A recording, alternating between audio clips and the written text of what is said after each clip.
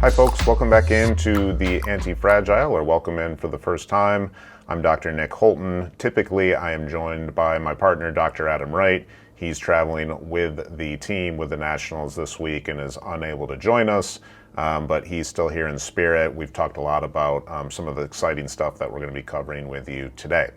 If you're joining us for the first time, we really are here to kind of translate and integrate some of the ideas behind antifragility, as first posited by Nassim Nicholas Taleb, into the world of well-being, performance, and resilience science, and specifically psychology. Up until this point, we've done that primarily by sort of breaking down what antifragility is exactly, what we think that looks like in terms of a sort of psychological framework, but we've even gone as far as to break it down into specific subcomponents.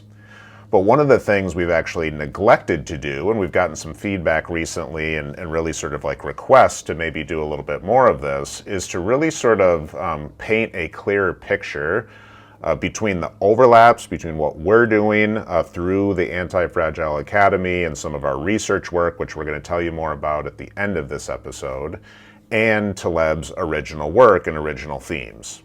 So we thought it'd be fun to take a segment, take an episode, detail that more specifically, and show you some of what we think are the very clear parallels.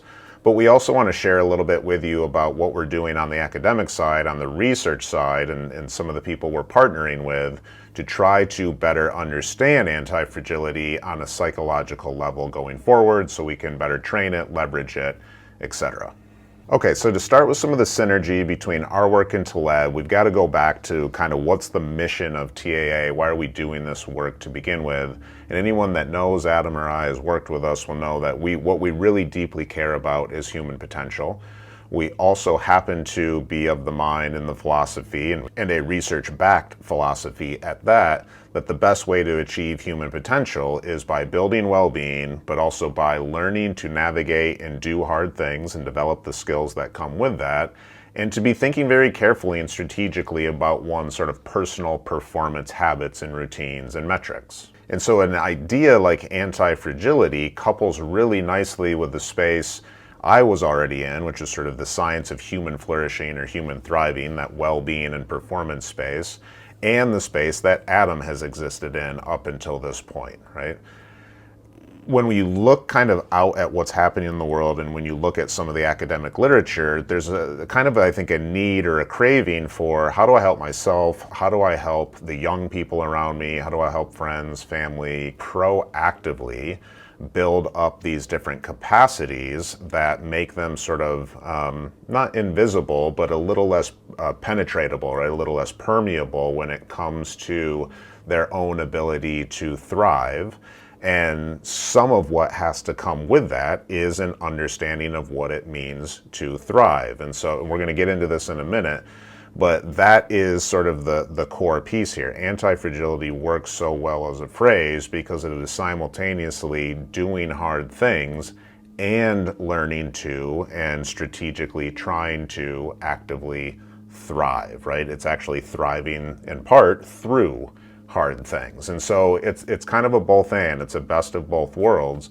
But at the same time, we don't necessarily have enough academic work and academic, really empirical evidence that helps us understand it as a concept really distinct from different types of resilience, which again, we'll get into more in just a minute. But the simple takeaway here, right, thriving, antifragility, they go hand in hand. Core definition of antifragility, Taleb's definition, thriving and leveraging chaos and uncertainty and volatility. What we're talking about is not just being resilient in adversity, but actually learning to leverage it and then proactively develop the capacity to do so. That's what we mean by antifragility. Now, because of that basic conceptualization, I think our frameworks align really nicely with Taleb's frameworks as well. So what do we mean by frameworks? Let's talk about a couple different ones. First is that distinction between, he would call it the triad. In the psychological literature, you're going to see probably another level, a little bit more distinction. But what he calls the triad, which is fragility, resilience, and antifragility, we definitely agree with. It's just that resilience sort of breaks down into different subcategories, and we might call it resilience and robustness, or buoyancy and robustness.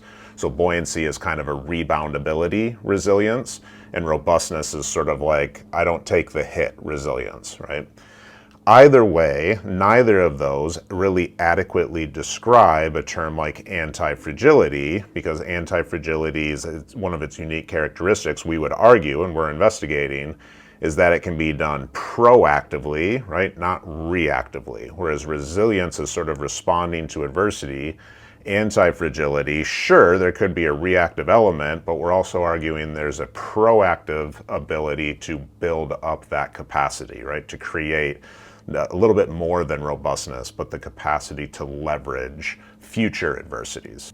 The other framework or important piece that Taleb brings up is basically the idea that systems ought to be integrated. Again, we fully agree in a major framework with what we're doing and what you would see in the psychological or coaching and performance literature, or at least around the idea of an integrated system, is what we call biopsychosocial. So you have heard this phrase, this terminology in some of the other segments and episodes.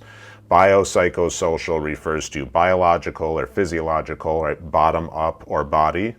Psycho refers to top down, or let's say brain-based, like cognitive processes. And social refers to surroundings and or really environmental, right? So integrated systems, like an integrated person, if you're trying to achieve that thriving and that anti-fragility, again, that barbell approach that we'll get to, it's got to be through an integrated approach, so we argue. Okay, so that brings us to really kind of the nuts and bolts, some of the more specific themes that we see in Antifragile, Taleb's seminal work on this topic. So we're really going to cover what we think are six, and you could, there's a lot of different things in the work, that's why it's so great. You could tease out different ideas. We think these are six of the most core, the most central, and that they also happen to sort of align with and map over a lot of really nice well-being, resilience, performance psychology, right? So we'll talk a little bit about those. We'll do the mapping for you, and then we're going to talk about kind of what remains unknown, where the gaps are, and then what we at TAA are doing on the research end to try to further that. So those six key themes are skin in the game, taking a barbell approach, optionality, via negativa, trial and error, and awareness. Let's go through them one by one, just a sentence or two, really kind of showing how they would map over into kind of this flourishing psychology, or as we're developing here, this anti-fragility psychology. So we'll start with the big one, this idea of a barbell approach. So what does Taleb mean by barbell approach? It's somewhat obvious in the name, and if you're a fan of his, you already know this, but what we're talking about is really sort of not over-indexing or putting all your eggs in one basket, right, and taking this sort of two-pronged approach that has not just balance, but a nice, firm, solid foundation. And in the world of the sort of psychological literature on well-being and life satisfaction and potential and flourishing, it's really clear that it's not an either or between pleasant and unpleasant. It's actually a both and. It's what we call it a need, a requirement for psychological richness.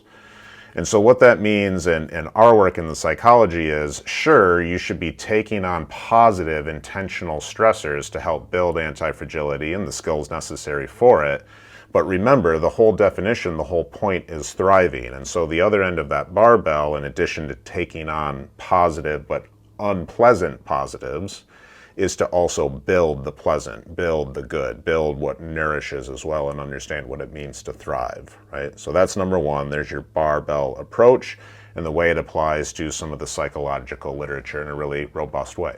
So next is what Taleb referred to as skin in the game. Now, we've covered an entire episode or segment on this. It's really what we would refer to as optimizing motivators. So primarily what we've talked about up to this point is the dynamics in self-determination theory between intrinsic and extrinsic motivators, but really we're talking about any motivators that are going to get the job done and help one be adaptable, leverage adversity, and actually have some of those anti-fragile behaviors over the course of the long haul. And so that's part of the work that we are going to do on the academic side, the research side, but also on the application side, and try to help people dial those in, understand them, leverage them in the right ways. This is going to be connected to purpose, resilience, persistence, grit, innovativeness, creativity, self-regulation, you name it. Next, we have optionality, right? So it's, again, kind of in the name. We would call this in the psychological world, psychological flexibility, attentional control, mindset development. It's really having a variety of different ideas and strategies and tools to help you take on different perspectives, execute psychological flexibility more generally, and move forward in ways that are still values aligned, right? You may be adapting, you may be, like it's in the name, again, flexible in that process, but ultimately it allows you to adapt while still staying values aligned. That's what's going to be key here, right? So that's in essence what we would look at and referred to in the psychological literature, but I think what Taleb really calls optionality. Then we have via negativa. So this is basically just means remove the negative, right? So what does that look like in a lot of performance approaches and different strategies? Trying to remove, let's say, meaningless friction and distraction. So it doesn't mean that everything should be comfortable and everything should be easy. This is a really important nuance. What it means is we should be removing meaningless friction and distraction. So things like choices around things or decisions around things that aren't that important or don't really matter that much. Decisions like, say, what you're going to eat, when you're going to eat, how you're going to work out, when you're going to work out. It might be clothing, it might be what you do for entertainment, it might be habits and routines, but just taking out some of the cognitive capacity required to do those things. It also means removing distractions, pulling out the things that actually tear you away from the stuff that leads to thriving and adaptability, and that's actually meaningful to you, right? So it's all these other strategies come with a lot of like tool building and things that you can acquire. This is really about removing some stuff that's just really not all that useful or even detracts from what you ultimately want to be doing.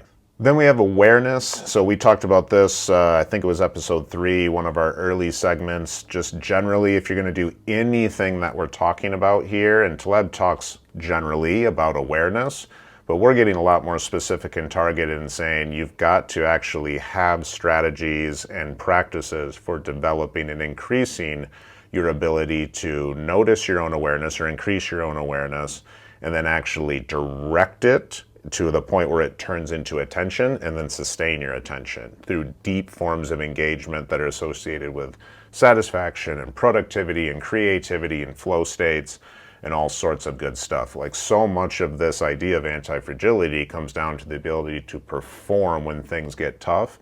So you've got to have some of these performance metrics and these performance routines. And awareness is a huge component, and attention is a huge component of all of them. Okay, last but certainly not least, this is maybe one of the most important, and this is something we still have to cover in a future episode. We're going to come back to it. We just wanted to interject with this sort of Taleb special and academia special here, is trial and error. And really what we mean by trial and error, in part, number one, is experimentation, but it also means purposefully, intentionally taking on positive stressors and using them as opportunities to experiment with the development of these other skills, these other tools, right? Removing the negative, developing optionality, more tightly refining the skin that you have in the game during these things. It's a spirit of experimentation and how you go about developing some of these different capacities. It's not becoming too rigid. You'll notice that as a key theme throughout a lot of Taleb's work, and a lot of this is that optionality, psychological flexibility. A lot of the things that we're talking about is being not rigid. It's not being just kind of an amoeba where you turn into whatever somebody wants you to be.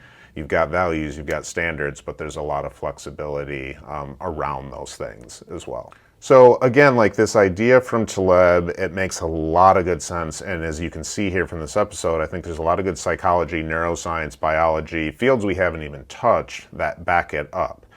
And yet at the same time, there is not nearly enough. I mean, we're barely starting to scratch the surface in terms of academic empirical research around anti-fragility in these different contexts and what we mean by it and how we measure it.